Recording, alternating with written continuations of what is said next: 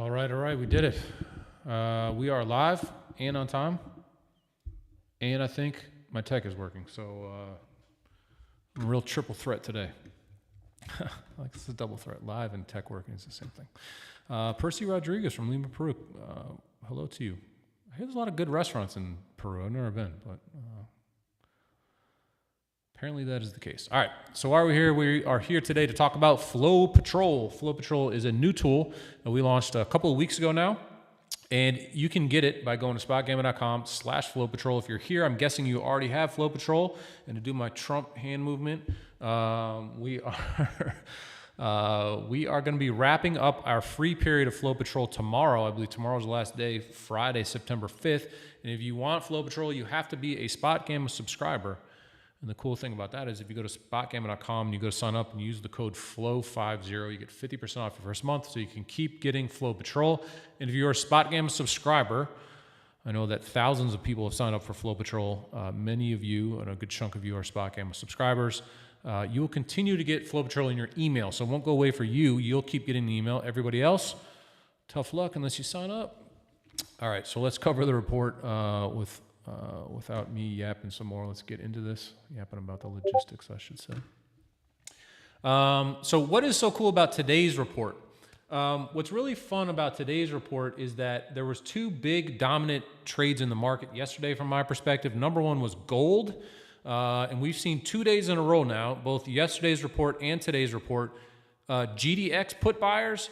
Now we're seeing GDX call sellers and GLD call sellers, and we're lining that up with some of the other data on the SpotGamma platform to show us that, hey, this thing is topping out.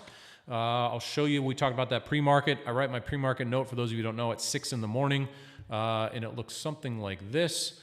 So you get this every single day. You get this AM note from me, then we get a PM note as well. And so we talked about this dynamic here in this morning. There's the Google dynamic, and then we talked about FlowPatrol revealing some of these positions. The second one, which is obviously on everybody's mind, or a lot of people's mind, I should say, is Google. And what is going on in Google? Now that the antitrust rulings, came out. If you're on Twitter, you know the Flow Bros are talking about insider trading in Google. And, you know, look, the problem with the insider trading thing is every day there's options trades. And so you're going to find options trades every day, right, into some ruling. Not all of it is insider, or it can be unusual, right? But unusual and illegal are two different things.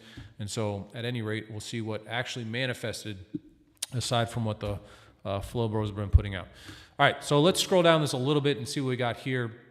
Again, the report, now this is an AI-generated report. It's our data. It's our proprietary data, and what we're doing here is we are calculating how we think hedge funds and retail are positioned. All of this data powers not only FlowPatrol, but it powers Equity Hub, if you've seen that in our platform.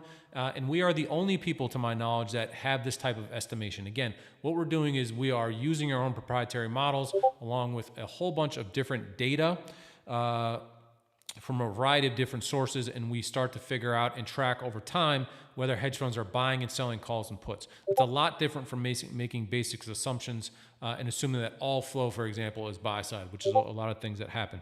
What you'll find out and we'll start to realize when you look at this data, particularly FlowPatrol, is that a lot of flow is market maker to market maker, or a bank sold something to another bank, and it's not something that's going to get hedged. It's also not some type of trade from a sentiment perspective that we really want to pay attention to.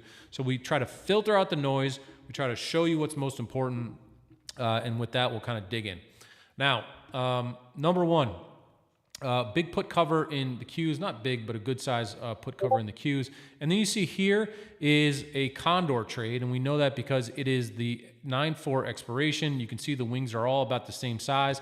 And if you watch Trace, what's cool about this is you see that position right here in Trace, right? There is the condor trade. You can see it right here, 64, 80, and 75. And so what's cool about this is you can kind of line up the strikes, right, that are coming in and sort of start to verify some of that data.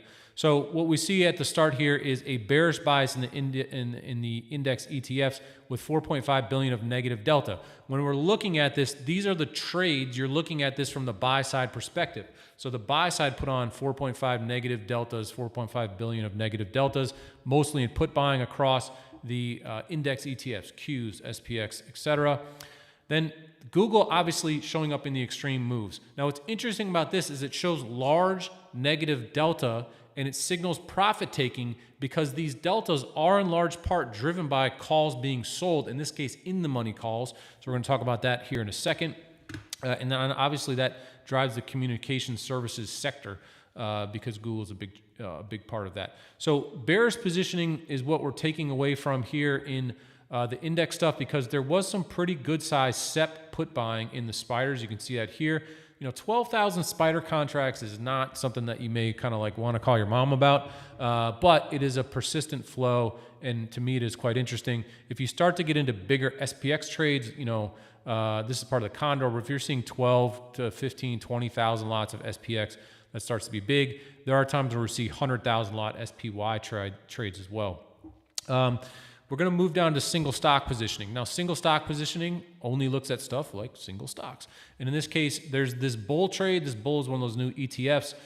This is a interesting trade in that what happens here is we do BTC. So what does BTC means? Buy to cover, which means that somebody was short tomorrow's calls and they covered those, right? They bought to cover, and then they were also short tomorrow's puts. They sold to cover those, right? Excuse me, they were long those puts and they sold to cover those. So that's what the difference is between covering and opening. And so when we talk about the flow bros and the flows, it also matters whether something was opening or closing, right? Not just who did it. Did buy side actually buy the trade and put the trade on, or did they buy to cover? Very important distinction, as you guys obviously can imagine. And then what they did here is they rolled these positions out, right? So they had the 1250 puts, and they rolled those over here to the 12 puts for next week, and then they rolled the calls as well that you can see. Now, Google, I mentioned, deep in the money call that got rolled up. Same thing, sold to cover. In order to sell to cover a position, you had to own that position. You had to be long that position. So somebody yesterday was long the 210 calls. Great trade as they caught the 8% bounce in Google, or 10%, not 10%, I guess it's about 8%, right? And then what do? They rolled those to the 240s. Now, to me, what that is this is the big negative deltas, right? Why? Because an in-the-money call has positive deltas. If you sell it, you're taking those call deltas off the table, right? So this is a rolling up and out is what we call that, because we go from the 210 strikes to the 240s. So this is somebody saying, hey, I made a bunch of money at the 210s. I still like Google. I'm going to roll this up and out, give myself some more time, take some money off the table, but still have that upside exposure. So that's interesting, right? That's different from saying, I'm just going to take my money out. I'm out. Sold these, not doing anything else. And that's a big sizable position at 34,000 contracts. Lucid is another big one catching. Pretty good size. It's a $2 stock, so 120,000 contracts. Weigh that out in terms of the importance. And then SMCI and SMR, not super interesting, I would say, on that front. Now we're going to get into the gold and silver stuff, which I think is really interesting here. And what you see is for the second day in a row, what we're seeing is a put buyer in GDX. Now, in this case, it is a spread. They bought to open the 59s and they sold the 52s. So that's a 7-point spread, obviously there, or $7 spread, I should say. That is not a life-ending shot across the bow for GDX, but that's a sizable position, right? 25,000 lot. And then when you look at silver, what are you seeing here? A closing of calls. They roll them up and out. Same thing with the Google position, right? In silver to the 38 calls from the 35s. And then you could see somebody also sold to cover the 60 strike January calls in silver. So some monetization of upside is kind of how that reads as well. So when you look at this, you go, is this ultra bearish or ultra bullish for silver? It is a lessening of pressure. And the reason I say it is because if you remain long those at the money calls, right, in shorter term time frame, then that gamma is very high, right? It's rich in kind of gamma. If you kind of roll up and way out, it reduces kind of that hedging exposure a little bit. You can make the argument that it could reduce some hedging exposure. No way to frame these puts as a bearish outlook on GDX other than to state that, right? It's a new position, a fresh position coming in. XLE, kind of an interesting put. Someone bought to open the 84 puts, and then XLF, someone shorted the 40 strike puts here. That's an interesting trade, obviously, into December if you are looking at that rate sensitive sector. Now, deltas, right? What is delta? Delta is essentially stock value. It is the directional bet. So if you are long deltas, that means you make money if the stock goes up. If you are short deltas, it means that you make money when the stock goes down. There's a lot of all else equal statements in there, but that's basically how you look at it.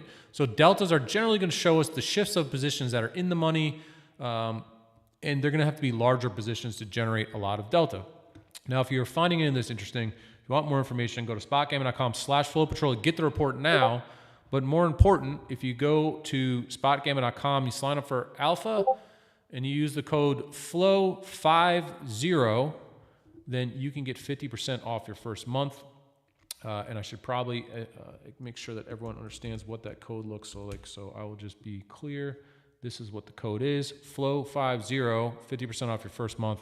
And there's a lot going on in the next month, because not only are you going to continue to get FlowPatrol for free, we're going through one of the biggest September options expirations, could be the biggest options expiration ever. That falls on the 19th. And then on the 17th, not only is it FOMC day, but it is also VIX expiration. And you don't want to sleep on VIX expiration. There can be a lot of movement there. So back to the report. What does it matter in terms of deltas is because the delta map is showing us the biggest kind of positions in dollar terms of bearishness and bullishness. And so what you're looking at here is a couple of interesting trades. We already talked about the Google, and I'm focusing on Google and GLD here because those are the big flows that I noted. There's a lot of other great information in this report, but obviously because of time frames, you got to keep it simple. So here's the big 210 calls that closed. That generated a lot of the bearish deltas. Why? Because those sold calls. It's a bearish move, right? But they then took some of those funds and they rolled them to obviously those 1121 calls that we mentioned at 240. Now, if we scroll down a little bit, there's some extra stuff happening here. Here is a short dated put spread that you can see here. It's a lot of different active positions. You can see they bought some puts, they sold some puts. So there's two different traders doing two different things. So on net, that's $206 million of positive deltas there because of this seller. So a nice put seller for tomorrow there helps Google get lifted up. Someone else sold 9.5 calls at the 227 strike. So that's a little bit of bullish deltas there. Another in the money call seller. So you can see all of these really big positions. Obviously, Google was so active yesterday. You're sitting here saying, Brent, there's 12 different massive trades. And if you haven't been watching FlowPatrol on a daily basis, you would say, like, is this the way that it looks every day? No, it's just Google is so active. And so some of you may be going, hey, Brent, can you just help me out and give me the summary of this? Well, let's scroll all the way down. And I know I'm jumping, but I just want to help everybody out here real quick. We go all the way down here. Here's top delta exposures by ticker. So what is the net delta of Google on the day that it was up 8%?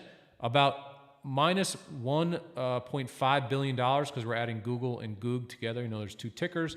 Minus $1.5 billion of net delta, right? Which means that the bulls who made a bunch of money took a bunch of money off the table, right? That's how we look at this, and that's how we can explain this. So that is the kind of TLDR, right, for everybody of what took place there. So you can go through those individual trades. We also want to touch on, obviously, those big GDX positions in here.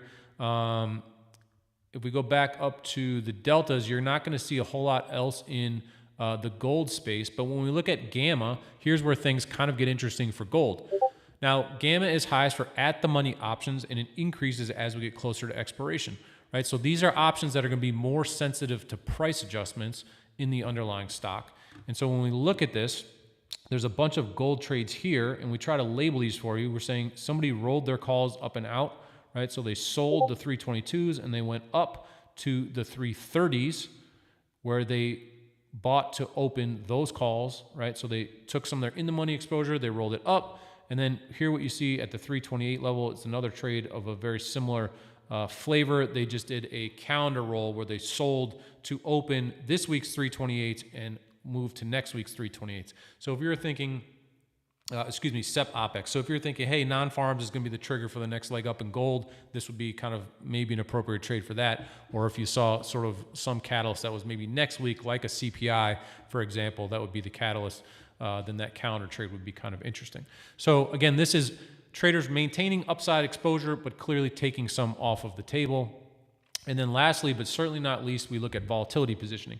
Volatility positioning is something that I think is kind of undercovered in this options analysis sphere. And the reason that volatility positioning is interesting is because we want to look at the positions that are most sensitive to changes in implied volatility. So if you think about the VIX going to 60 or something like that, you would want to know what is the Vega positioning of the S&P 500, because VIX going to 60 tells us that vol is popping off, and we want to know which options are going to be most sensitive to changes of implied vol. In a similar situation, stock up, vol up, you want to know which positions maybe have a lot of Vega. So I was jokingly, well, not jokingly, I mean, I actually put the position on 1x2s in AEO. AEO is up 20% today, right? So I'm going to be looking at saying, how much Vega do I have in this trade? Is that what I want to monetize right now, right? Or what is dealer exposure in that situation? Because that Vega is convexity, and that's where really massive gains in trades are made, right? When you get that stock moving up or the stock moving down and vol expands, that means being long options is like the best thing that you can have, right? Because vol's going up increases options prices, stocks going your way increases options prices, and that's kind of like the most beautiful position you can be in as an options trader. So what are the big gamma positions? You can see those in here, right? The 59 put spread that we talked about for GDX. I think this trade is quite interesting, this call roll in CRM, because somebody closed a decent amount, as you can see here, right, of these CRM calls, and they roll those forward, which is interesting, to December options expiration. So they kind of like seem to monetize these, right, and then they can go to the 270s for a shorter dated expiration. So kind of an inverse calendar trade, which I think is quite a curious one. There was one pretty good longer dated Google call position. You can see these 360 calls right here, 5,000 more bought. So not a massive amount, but to me that is interesting because it's a longer dated trade. I love to see these longer dated trades where someone's kind of sticking a flag in the ground and saying, this is what I'm into. Good sized Tesla call buyer as well. When we bring that up, kind of looks like maybe there's 3 legs of this trade, or maybe this is a spread. You can see that here, 700, 800. Looks like this was actually a spread right here.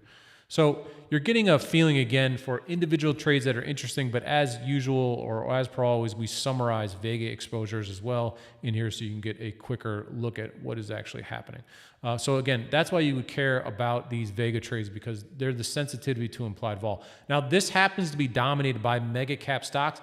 It is not always that case, right? It depends on what is going on in the market. So when you have that Google ruling, the antitrust ruling that boosts Google, well, that also, I believe, gave a little bit of a shot in the arm possibly to some of these other, mega cap Mag 7 names, which maybe have less risk now because of similar antitrust rulings. So that's my hot macro take for the second. We'll move on for that. If you're finding this interesting, you can get this report at spotgamma.com/FlowPatrol.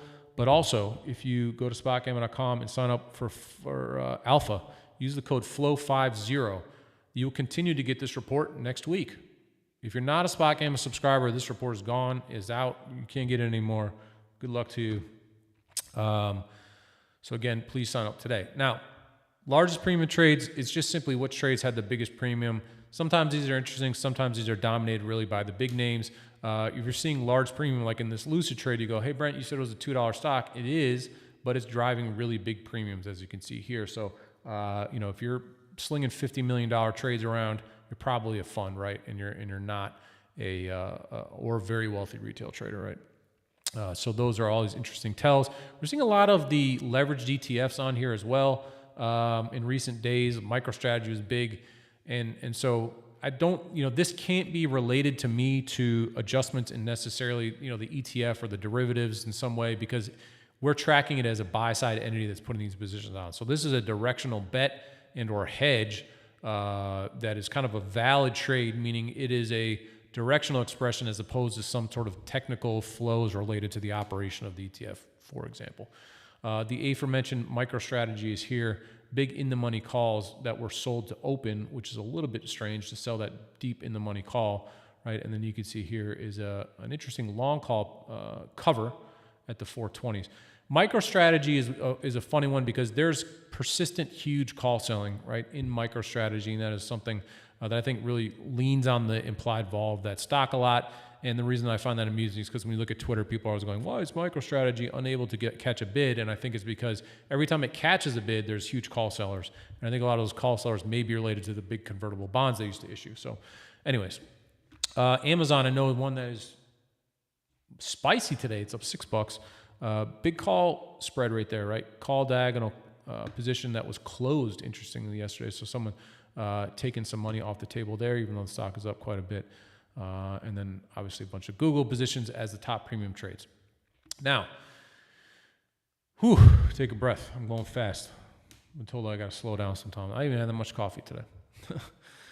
Top index trades. The reason we break out the index trades, SPX, NDX, is because if we didn't, the tables would be dominated by by far the largest trades which take place in the market, which is SPX, NDX. You would see big spider and QQQ trades on here today, but obviously just massive SPX trades would be particularly highlighted in here. There are a lot more trades that take place that are just too small to mention, but we normalize this so that we kind of rank everything. So when you're looking at this, for example, interesting trade here, short dated, someone sold their position. They bought to cover their short at the 23,200 calls, and then they rolled 390 calls in that position. Now, 390 doesn't sound like a lot, but that's a $23,400 index, so that's an $8 million trade there, selling calls in the queues. One big spider trade makes the list here, 64,000 of open interest. And it looks like what somebody did here is they bought these puts, the 640 puts. You can see buy to open, so that's a pretty sizable trade. Not massive, but it's of decent size on the day. And so what you're getting here again is a really clean rundown of what the biggest positions are for that index side. Now, VIX will show up when there's big VIX trades. We didn't see any big VIX trades yesterday. On Tuesday's report, there was a ton of VIX trades. Yesterday, there was some decent-sized VIX trades as well as people monetized the downside on Tuesday. Today, very quiet on the VIX front. And overall, on the index side, there's some short-dated flows, but if we're looking for anything sizable here in any kind of longer-term expiration, and you got 2,000 puts bought here, it's okay. I mean, it's okay size. It's nothing you're going to write home about. And so, all is kind of quiet here, honestly, on the index side of things, which is interesting. Okay, now we're going to move to what a lot of people find to be the most interesting part of the report, because it is our actually unusual options positions. So this is not unusual trades. This is actually positions that show up in open interest with buy side size coming in. We flagged some really interesting trades in the past, BILL being one of them. That was on Twitter. So I know some people caught Win, really nice trade out of that. We flagged gold this morning as some flows coming out of this report saying, hey, this lines up with some other information, and we're really trying to add a lot of value here, make things actionable, so that when you subscribe to SpotGamma.com with the code FLOW50, you're monetizing things, right? You're able to either reduce risk or put on new trades that help you to make money, because that is what we're all here for. All right, that being said, actually unusual trades here. The selling to cover of that Lucid trade, it is very large, as we have covered several times. Delta Airlines, this is kind of interesting because somebody closed a diagonal. The closing of a position, how do you take advantage of that? Maybe somebody taking money off the table here. Let's take a look at what the stock has done over the last few days. Pretty good rally, so this looks like somebody kind of reducing that upside exposure. SMR is not one that I'm really terribly familiar with, but short dated calls were closed. Short calls were closed because that expires tomorrow. I'm like, well, maybe I'm not going to necessarily do a whole lot on that. Now, here's a curious one as well, because SOC looks like two people did the opposite thing. So maybe this was a cross between two funds. You see somebody bought to open pretty good size of the 30 calls and sold to open the 3750. And then you can see there's another offsetting position there of 4,000. So I think this is a partial cross is what happened there.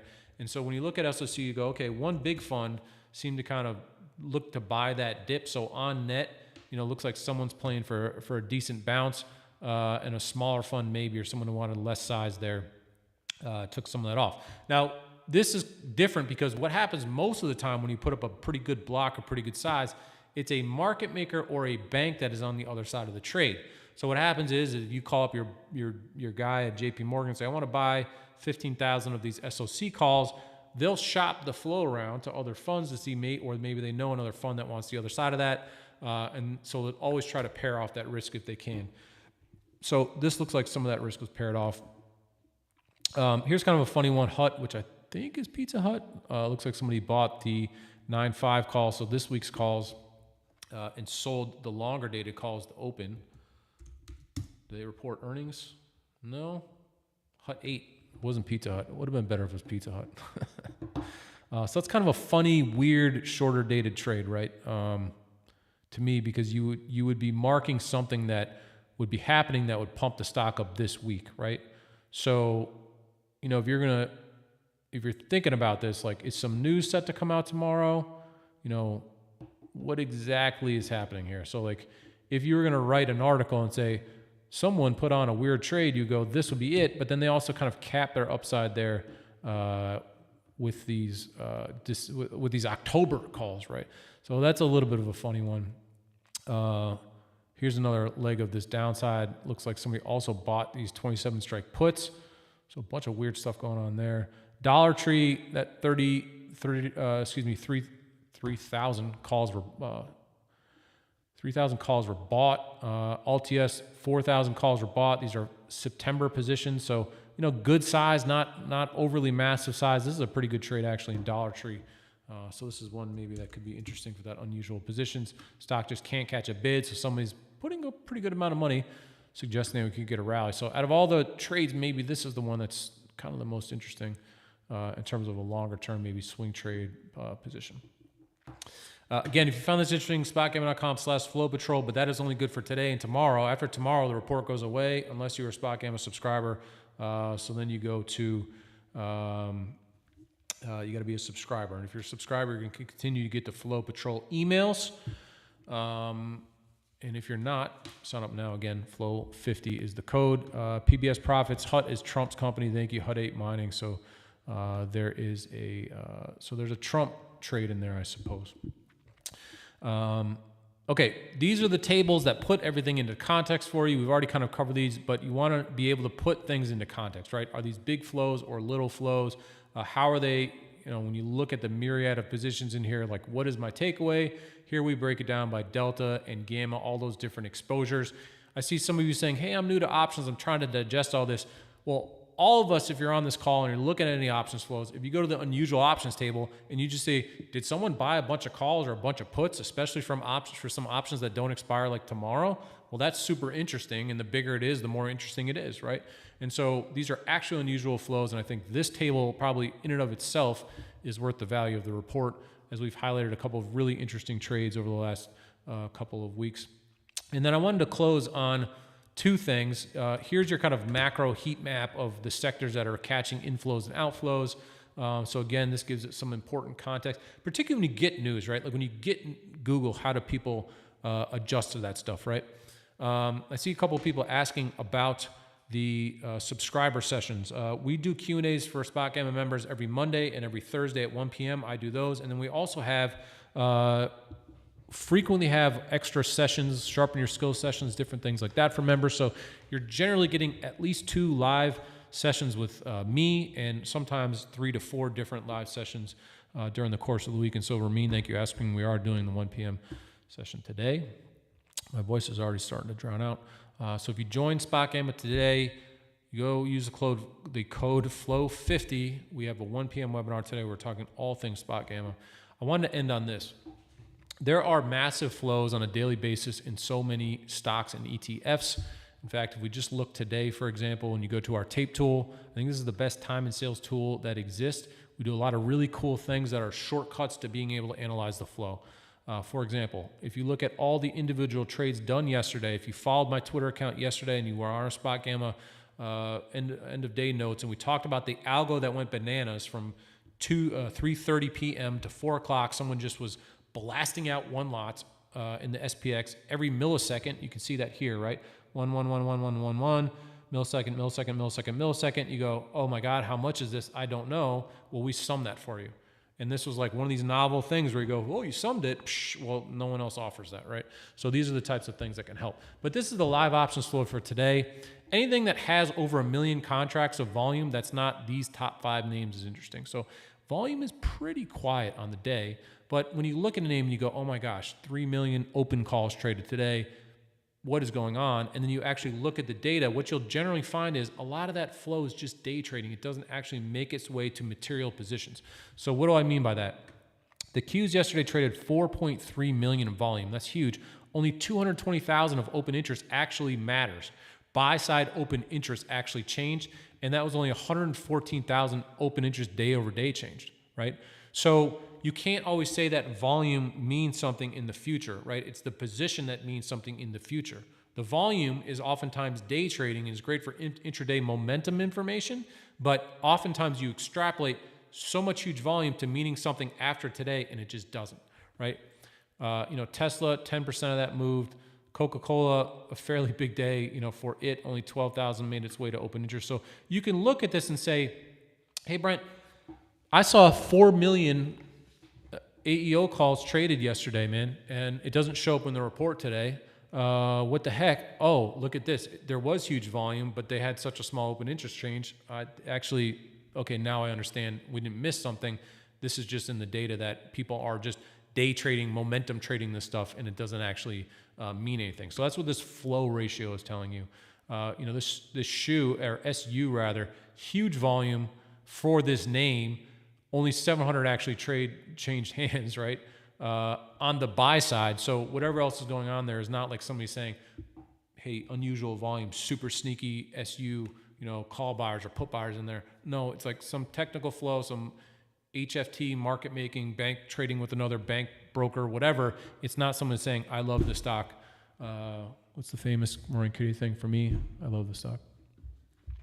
So that is the flow as shown in the report. Now, again, I've covered this a million times. You guys are sick of hearing it, but go to SpotGamma.com, sign up with the code FLOW50 because tomorrow the report goes away. Now, before I end, I wanted to show you what we talked about in this morning's notes so it can help you put this into context.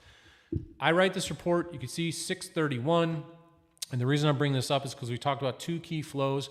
Let's bring a third in. Today, you want to trade 0DTE, or you trade futures, or you trade SPX, any type of daily intraday, you need to be watching 0DTE flows. Today, the massive flow is at 64.75. So that is our upside target in the S&P 500 on the day because of this huge position. This flow, this code here, this screen here updates every 10 minutes throughout the day, and it is the latest and greatest information you can get on what is happening in the 0DTE space. Along with that, you can combine it with Hero, which is giving you the active flows in all US listed instruments. You know whether there's bullish or bearish flows going into a name in real time.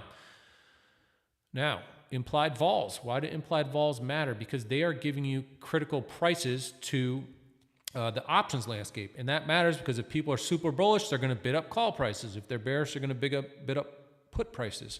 If they're concerned about an event like NFP tomorrow really matters, and I could say that because implied vols for tomorrow are really high relative to everything around it. So when you look at the flow today and you're going, we're going to break out today, we're going to break down today, it's really about NFP, and especially when there's a giant iron condor sitting here suppressing vol, we shouldn't expect all that much. So that's the value that you get here, and if you use FLOW50 at checkout for alpha, you get 50% off watching this. If I go to the founder's note, this is what I write every single day. We also write a PM note recap. So I talked about the very simple levels. The TLDR is, this is where we're bearish, this is why we're bullish, that's it. No Greek lingo in there. Then we get into some major information, break down the Greeks. Now I wanted to talk about what we saw on Google. So in FlowPatrol, we went through how people were monetizing their upside. This is a live shot of the same data that powers FlowPatrol powers our equity hub. And what we see here is positive gamma positions for dealers from 225 or 220 to 230. What does that mean? Buy side sold calls and or sold puts in and around these strikes. And so the net position that we have been tracking over the last year sums up to the fact that dealers should be stabilizing Google in this price, 220 to 230. I wouldn't really want to be short the stock unless we were under 220. And when do I want to get long the stock? I want to get long the stock if we get over 230. Now, why is that? Because over 230, we have light but negative gamma all the way up into 250. So as a trader, I'm sitting here saying, I like the upside here because dealers are short calls to the upside. That's what these negative bars mean. can I play that for cheap? Well, let's see. If we go over to the scanners tool, we can see that Google has relatively rich calls compared to puts. That's why we're on the right side of this grid. But implied vol overall has a rank of 18. It's not really that high. So I can reduce my exposure to that lightly elevated IV rank with call spreads. So if I look at that chart and I go, okay, what did traders do? Yes, there was some negative delta in FlowPatrol, as we highlighted here, for example. Right, that's what the start of this report is showing us. Position unwinds. People sold in the money calls and they rolled them up. Then I go, okay, I have negative gamma up to 250 as we just showed, and I can express that with call spreads because implied vol is not that expensive. It's a little bit rich. Calls are a little bit rich, which makes sense because the stock jumped a bunch, but I can then know I can say, okay, call spreads may be the way to operate. Then I can go into the vol dashboard. I can look at Google skew. I can start to find out what strikes are the best strikes and how I can position in this trade.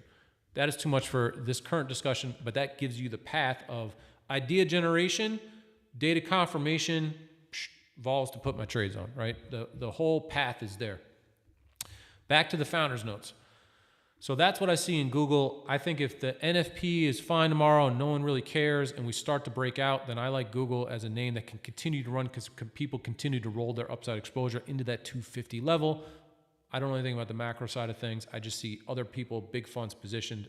There we can go, right? Because I read something interesting that stuck with me once. People can say whatever it is they want, but until they put their money where their mouth is, then it doesn't actually matter, right? So what are these positions tracking? They're tracking where traders are putting their money where their mouths are.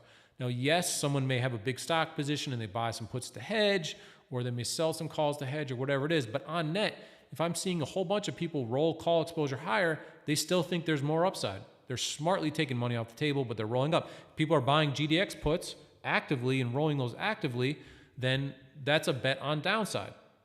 Now, you're going to hedge if you're nervous, or you're going to hedge if you made a bunch of money, right? So you do have to wade through a little bit of that context. That's where vols can help. But these positions are showing you where people are taking action. Not a hedge fund guy showing up on Twitter saying blah, blah, blah, blah, or some macro people waxing poetically about stuff. It's like these are the positions that are changing. Vols changing is the price action that is the result of everything everybody knows. So that's why that stuff to me is so valuable. Gold. Along with the cautious trading that we saw in gold, some call rolling, some put buying, and we noted that gold calls cooled off quite a bit. Yesterday, the gold on our chart here was all the way to this right in fairly high IV rank. If we move up to this area on the IV rank chart, this is my, there's no guarantees, but this is my, I'm forced to sell calls in this situation or bet on downside in this situation. So we never quite got that really high implied vol kind of like blow off top, but we did get a getting rich, rich a little bit over the skis signal. And we've been flagging this. And then what happened last night is gold calls moved down relative to puts, the prices, right? This is 1 month implied vols that we're looking at. So when we move more to the left, this is telling me that gold calls cooled off in value, which I take as a result of the flows that were coming into the stock, right? So when I look at that, I go, okay, if I'm a bull, I want to see increasing call prices. I want to see people demanding long calls, which puts dealers short and we can chase. That's what I really want to see. And when that gets extreme, I go, okay, this is topped out. So I combine FlowPatrol, put buying, some call selling. I look at call prices, they're coming down. And then I wrap this up by looking at Equity Hub. And when I look at Equity Hub, I say, okay, there's a very large short position on for traders. So buy side sold calls, market makers are long calls at 330. There's a lot of negative gamma below. So there's some slippery downside below that area. So we could have a decent correction here in gold. Doesn't mean we are, it just means like I wouldn't want to be short puts in gold at the moment. And then what do you see over 330? There's not really anything, right? All of these strikes are pretty small relative to what's happening at or in the money. And so when I look at this, I go, big 330 call position, that's like a resistance point. And then over that, no one does anything. Like if you thought gold was about to go up 20%, 10%, 5%, there would be some big positions there and they're just kind of not. So FlowPatrol shows puts and call selling. Implied vols show calls are cooling off quite a bit. Positioning over a longer term perspective, which is what we see in Equity Hub, is just showing like, I would call it apathy or just exhaustion maybe is kind of what this is showing. And I say, okay, this to me makes a lot of sense to look for a correction in gold. Is this the all-time high? I have no idea. Do I think that this trends down over the next 1 to 2, maybe 3 weeks? Definitely. And if flows change and people start buying the dip, then I'll change my view as well. But I'm just watching this stuff. And again, don't take this as an investment advice. It's just an example of how we can break all of this down. Now we look at, the price action so far today, and you look at this candle and you go, okay, this was a 5% move in 5 days. Vol's got a little bit expensive. People are hedging, people are adjusting.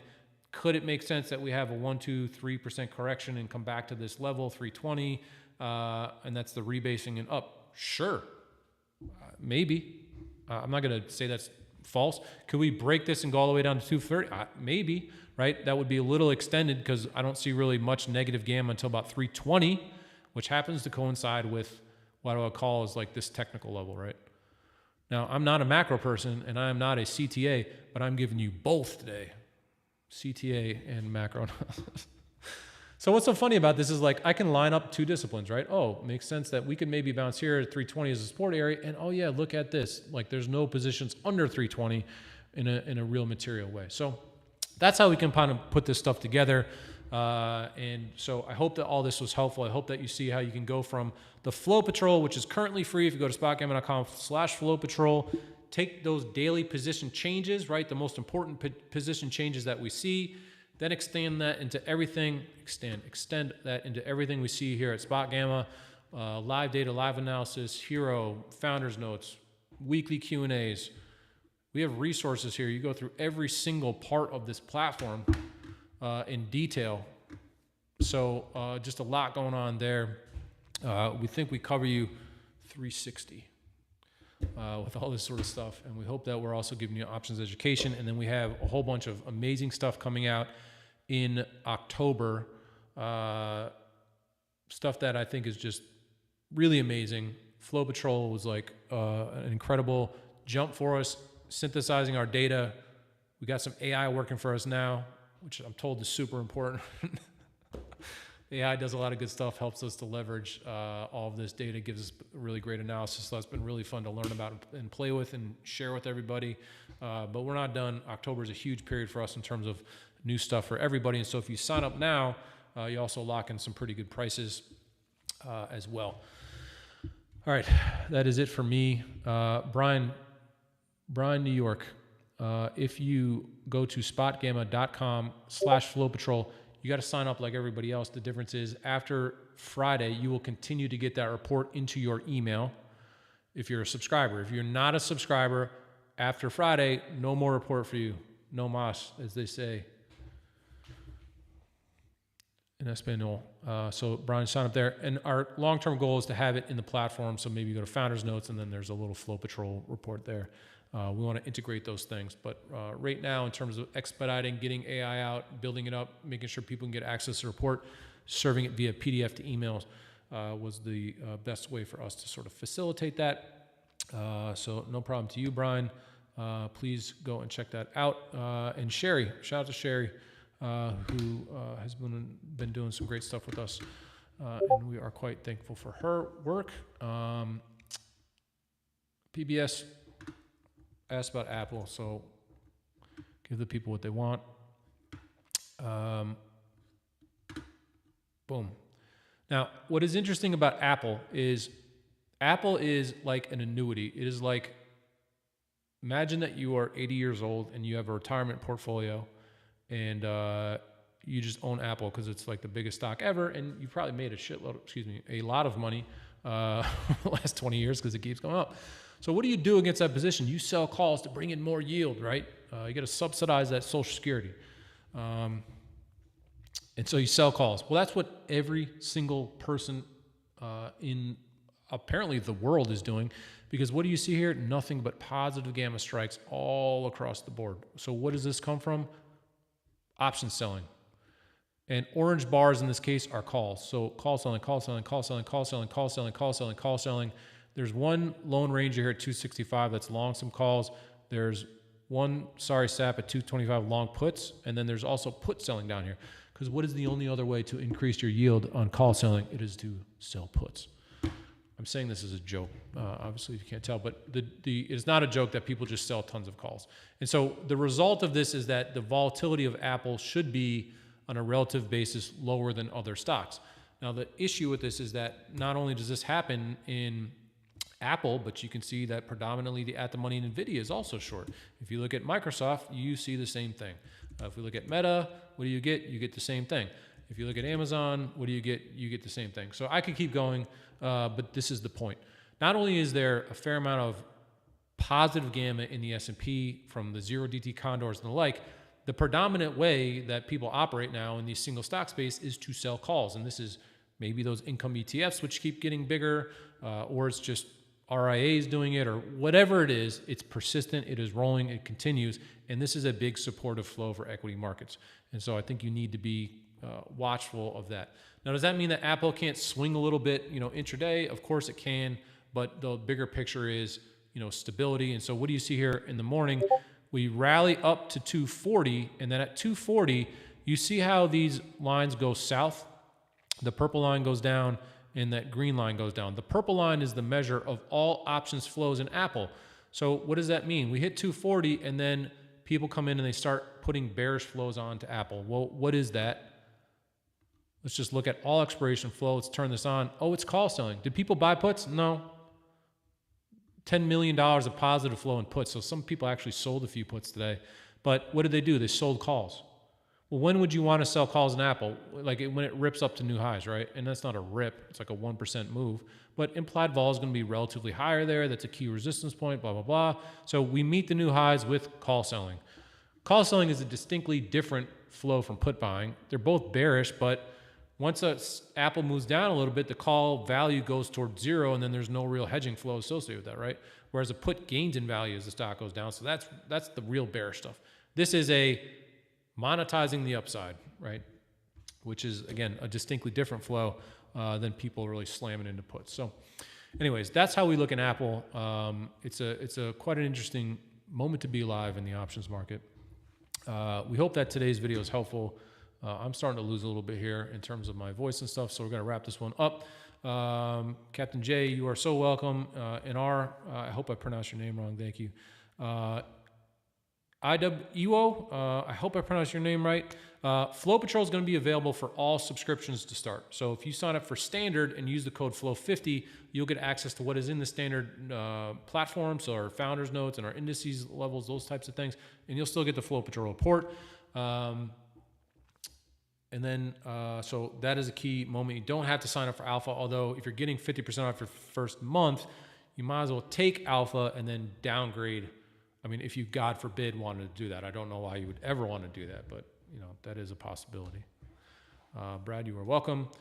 Subscribers, if you want to join the webinar today, you can do so if you hit under the @SpotGamma.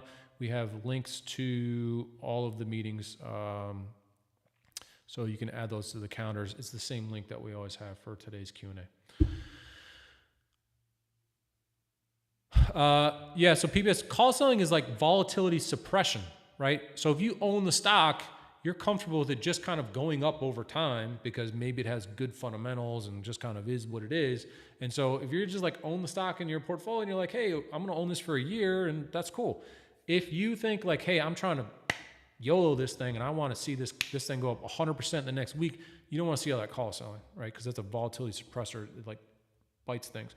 If you want to see stuff go up, you want to see negative gamma if you're trying to trade, right? If you're trying to swing trade and get like a real big boost. All right. You're welcome. I hope this is helpful for everybody. We hope to see you. SpotGamma.com/FlowPatrol. Get you the report. SpotGamma.com. Sign up. Flow50. Any one of the memberships, but honestly, take the alpha because you get 50% off. So that takes it all the way down, takes that cost all the way down, and you can always downgrade with us later. Not that I think you would want to. All right. Thanks, everybody. We'll see you at 1 o'clock. And then also at 3 o'clock, Chicago Future of Finance. It's a new show done from the SIBO floor. I've been doing that with OJ Rennick. So you can find Chicago Future of Finance. You can see that at OJ Rennick on Twitter. Google search, YouTube search, whatever, Chicago Future Finance. But I'm there on there at 3 doing my spiel of what's happened in the market right now. All right, really that is at this time. I'm going to go take a break. Not coffee. I don't know what I'm going to do. Valium? Something. Don't do Valium. All right. Thanks, everybody. We'll see y'all in a little bit. Hope this is helpful. Take care.